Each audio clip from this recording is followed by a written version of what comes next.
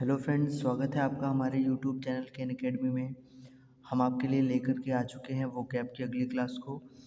और जैसा कि हम रोज़ एक रूट वर्ड से वन वर्ड करते हैं और हमारे इम्पोर्टेंट 5-7 वर्ड जो होते हैं उनको देखते हैं, तो आज भी हम वही करेंगे। तो आइए बिना किसी देरी के स्टार्ट करते हैं। आज हमारे पास वन वर्ड के लिए एक नया रूट वर्ड होगा। और आज जो हमारा एंटोनिम सिनोनिम है वो कुछ ज़्यादा ख़ास है नहीं, पर हमारा जो रूट वर्ड है वो इम्पोर्टेंट है, तो आज हम उसे भी देखेंगे। तो आइए स्टार्ट करते हैं। पहले अपने जो इम्पोर्टेंट वर्ड हैं उनको देख लेते हैं, फिर रूट वर्ड की तरफ चलते हैं। तो आज का जो सबसे पहला वर्ड है हमारा वो है रिपलिंग। RIPPLING। रिपलिंग। रिपलिंग का मतलब होता है लहर। इसका एक बहुत ही अच्छा सिनोनिम आप लिख सकते हैं रफल। रफलिंग कर सकते हैं उसको। इसका मतलब होता है लहर। रिपलिंग, रिपलिंग का मतलब लहर। इसका एक अच्छा सिनोनिम है रफलिंग। दूसरा आप लिख सकते हैं, दूसरा जो वर्ड है हमारा वह है फ्लश्ड। FLUSHED। फ्लश्ड। फ्लश्ड का मतलब होता है भीगा। भीगा आप लिख सकते हैं ड्रेंच। ड्रेंच। ड्रेंच का मतलब भी होता है भीगा। फ्लश, फ्लश का मतलब होता है भीगा हुआ, और ड्रेंच का मतलब भी होता है भीगा हुआ। तीसरा है हमारा जो इम्पोर्टेंट वर्ड वो है वेल्ड। वेल्ड का मतलब होता है रोना, विलाप करना। वेलिंग कहते हैं ना, वेलिंग, वेल्ड, विलाप करना, रोना। इसका तो इम्पोर्टेंट है, आप आसान है, लिख सकते हैं। वीप आप लिख सकते हैं, जो है वीप माने रोना। अगला जो वर्ड है हमारा वो है trample. Trample. TRAMPLED। Trampled. Trampled का मतलब होता है कुचलना, यानी आप लिख सकते हैं क्रश। क्रश माने भी होता है कुचलना, या ट्रैम्पल्ड माने भी होता है कुचलना।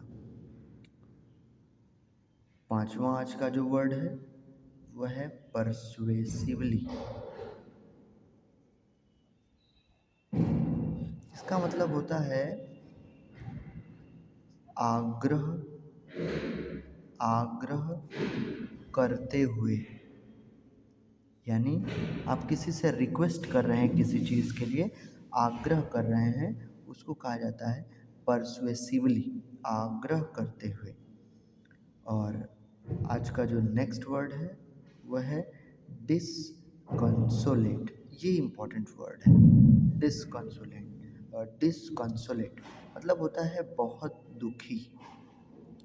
आप किसी चीज़ को लेकर के बहुत उदास हैं तो उसको कहा जाता है डिसकंसोलेट। एक इम्पॉर्टेंट वर्ड मैंने आपको दुखी होने का और भी बताया था, डेस्परेट। तो ये दोनों वर्ड को याद रखेंगे, दोनों इम्पॉर्टेंट है। तो डिसकंसोलेट या डेस्परेट दोनों का मतलब होता है बहुत दुखी। आज हमारे पास इतना ही वर्ड है इम्पॉर्टेंट वर्ड के रूप में, तो आज हम वर्ड को इतना ही रखेंगे। अब हम चलते हैं अपने वन वर्ड की तरफ, रूट वर्ड की तरफ। तो पेज को चेंज कर देते हैं थोड़ा और वन वर्ड देखते हैं हमारा आज का क्या है। तो इसको देखते हैं। आज का जो हमारा रूट वर्ड है वह है cracy. CRACY। Cracy. Root word में आज हमारा है क्रेसी। क्रेसी, क्रेसी का मतलब होता है शासन। क्रेसी का मतलब होता है शासन, यानी आप रूल कर रहे हैं, उसको कहा जाता है क्रेसी। अब ये जो क्रेसी वर्ड है ये अलग अलग जब वर्ड से जुड़ेगा तो उसका मतलब अलग अलग जगह पर शासन करना होगा। तो आप एक चीज़ ध्यान रखेंगे, क्रेसी, क्रेसी का मतलब शासन। हमने बहुत सारे इंपॉर्टेंट रूट वर्ड्स को कंप्लीट कर लिया है, जैसे कि मैनिया, फोबिया, और इस तरह से बहुत सारी चीज़ों को कंप्लीट किया है। तो आज हमारा है जो है कृषि। कृषि का मतलब होता है शासन। जैसे आप देखते होंगे, बहुत जगह आपने सुना भी होगा ब्यूरोक्रेसी के बारे में। BUREAUCRACY,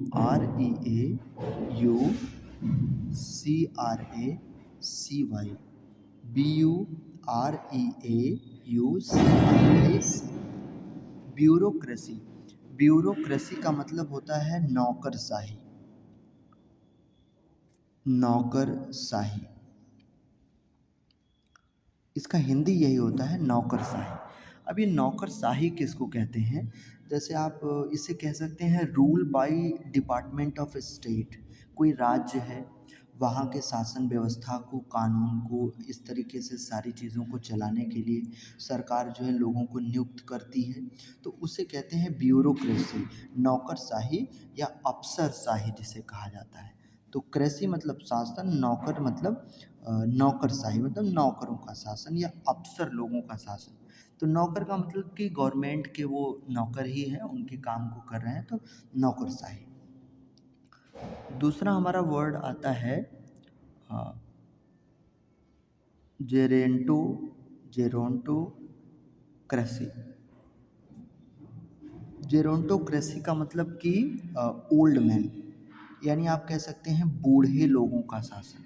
ऐसे व्यक्ति जो बूढ़े हो चुके हैं उनका शासन क्या हो कहलाता है? जेरोंटोक्रेसी।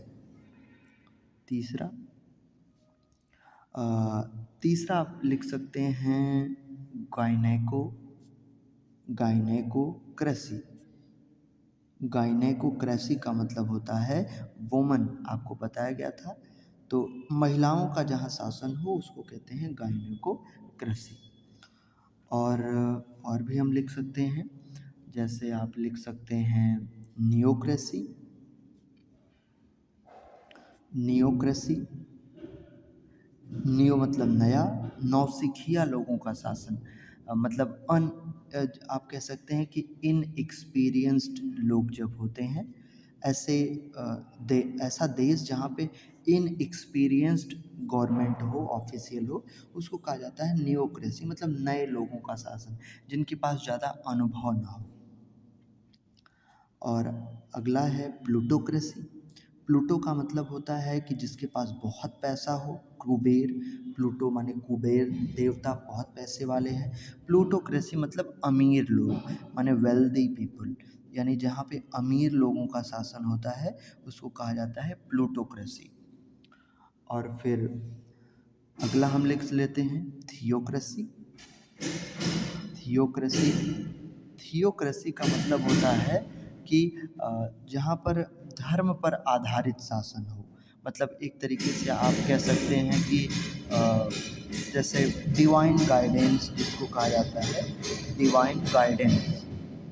डिवाइन गाइडेंस, तो डिवाइन गाइडेंस यानी कि D sorry DIVINE, divine guidance, DIVINE। तो ऐसा जगह जहाँ पर धर्म के आधार पर लोगों का शासन हो, वहाँ पर जो है थियोक्रेसी होता है। तो आप देख रहे हैं कि सारे वर्ड्स के लास्ट में जो है कृषि जुड़ा हुआ है। तो कृषि की वजह से लोगों का अलग अलग जगहों पर शासन चल रहा है। कुछ ऐसे भी शासन हैं जो कि कृषि, बिना कृषि के होते हैं, उसमें कृषि वर्ड नहीं यूज़ होता, फिर भी वो शासन किया जाता है। तो ऐसे वर्ड्स को भी हम थोड़ा देख लेते हैं। जैसे कि आप कह सकते हैं अनार्की। अनार्की का मतलब क्या होता है? अराजकता इसे कहा जाता है। अराजकता मतलब एक ऐसा स्थान, एक ऐसा स्टेट, एक ऐसा जगह जहाँ पर गवर्नमेंट ही ना हो, मतलब बिना गवर्नमेंट के वहाँ का चालन संचालन चल रहा हो, उसको कहते हैं अनार्की। और आप क्या लिख सकते हैं? आप लिख सकते हैं अगला ऑटोक्रैट। ऑटोक्रैट का मतलब आप जानते हैं होता है तानाशाह। तानाशाह आप देखे होंगे, दक्षिण कोरिया आप देश जानते हैं, वहाँ पे जो है तानाशाही चलता है। तो वहाँ का जो एक व्यक्ति शासन करता है उसको कहते हैं तानाशाह, ऑटोक्रैट। ऑटोक्रेट, या आप इसे कह सकते हैं डिक्टेटरशिप। डिक्टेटरशिप भी इसे कहा जा सकता है। एक और वर्ड आप ध्यान रखिएगा, डिक्टेटरशिप, तानाशाही। और इस तरीके से मोनार्की भी होता है एक, मोनार्की। तो मोनार्की का मतलब होता है कि जो किंग यानी राजा के द्वारा वहाँ की सरकार चल रही हो, उसे कहा जाता है मोनार्की, किंग। तो इस प्रकार से क्रेसी जब वर्ड जुड़ा हो लास्ट में, तो आप समझ जाएंगे कि शासन की बात की जा रही है, और जिस शब्द के साथ जुड़ेगा वैसा शासन होगा। तो ये क्रेसी आज का हमारा रूट वर्ड था। तो आज के लिए इतना ही रखते हैं। Thanks for watching this video.